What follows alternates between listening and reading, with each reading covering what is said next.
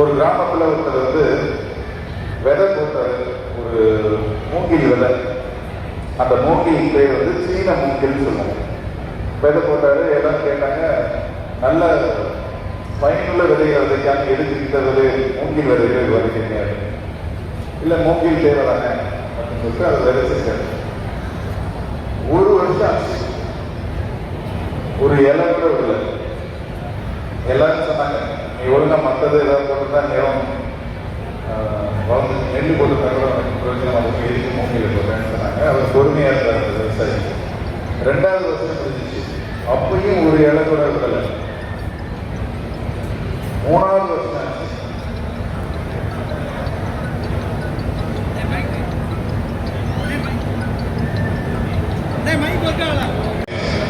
ஒரு தொழில் கூட விடலை. அப்பயும் அந்த விவசாயி மனசு விடல, ஒரு நேரம். 5வது வருஷம் ஆச்சு. 5வது வருஷம் ஆன கிட்டத்தட்ட 6 வாரத்துல 90 அடி உயரம் வளர்ந்துச்சு. 6 வாரங்கள், சில வாரங்கள்லயே 90 அடி உயரம் வளர்ந்துச்சு. அப்பதான் எல்லாரும் குறிச்சு, இதுக்காக நீ இவ்வளவு வெயிட் பண்ணிட்டு இருக்கியா அப்படின்னு ஒரு காலையே உருவாக்கிட்டாரு. மூங்கில். இந்த கதை எதுக்கு நான் சொல்றேன்னா, திடீர்னு கட்சி ஆரம்பிச்சாரு, 2 வருஷத்துல ஆட்சியை பிடிச்சாரு. இல்லவே இல்லை, 30 வருஷமா மக்கள் சேவை ரசிகர் மன்றத்துல இங்க இருக்கிற மாவட்ட செயலாளர் திரு முத்துபாரதியா இருக்கட்டும், திரு ஜோசப் சங்கராஜா இருக்கட்டும், இந்த மாதிரி பல நிர்வாகிகள், தளபதி 30 ஆண்டு காலமா சின்னதா சேவைகளை மக்களுக்கு நல்லதை செஞ்சு ரசிகர் மன்றம் பின்னாடி அது மக்கள் இயக்கமா மாறி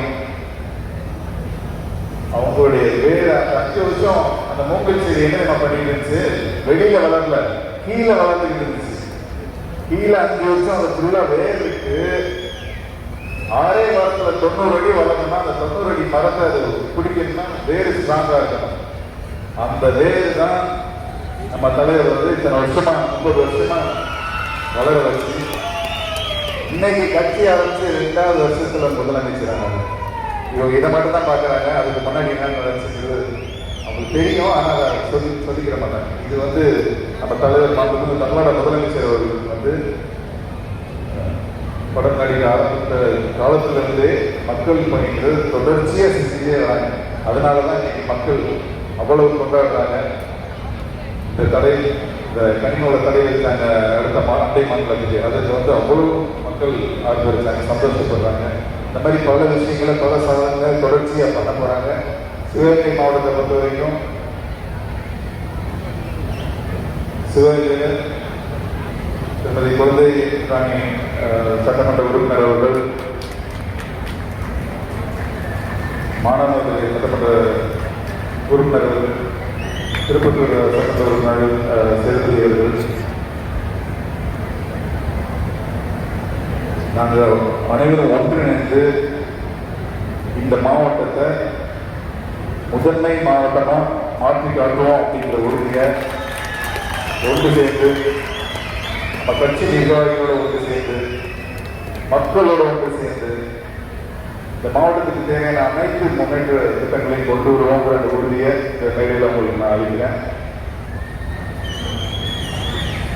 மீண்டும் இந்த வாய்ப்பை கொடுத்த சட்டமன்ற உறுப்பினர்களுக்கும் கட்சி நிர்வாகிகளுக்கும் இன்று புதிதாக இணைந்த சகோதரர்களுக்கும் என்னுடைய நன்றிகளையும் வாழ்த்துக்களையும் தெரிவிக்கிறேன்.